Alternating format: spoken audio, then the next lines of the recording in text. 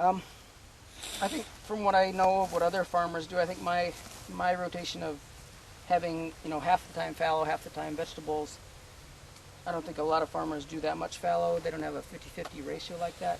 The reason that I do it is, for me, the fallow period, not only am I growing fertilizer basically and adding green manure and organic matter to the soil when I get to work that in 2 years later, but just as important, if not more important for me, is what I want to happen during my 2-year fallow period is I want the soil to kind of have an opportunity to reset, to get back to a more natural state. Because, face it, farming is a destructive practice. I mean, you're really making that, you're doing damage to the soil. There's very little way to get around that. The working up of the soil,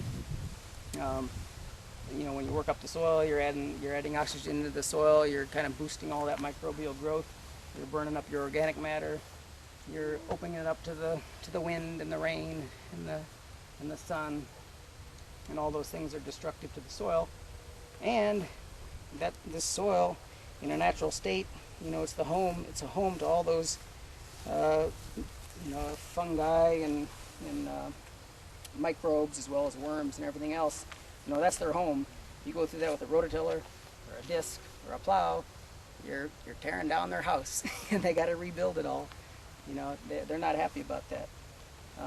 So that 2 years of the soil not being disturbed is very important to get that structure back to its natural state.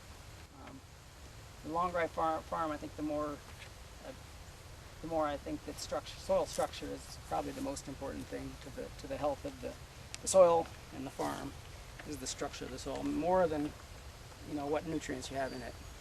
It's actually the actual structure, because the structure is what allows the things in the soil that are going to provide those nutrients to your plants. It's the structure that allows those to thrive.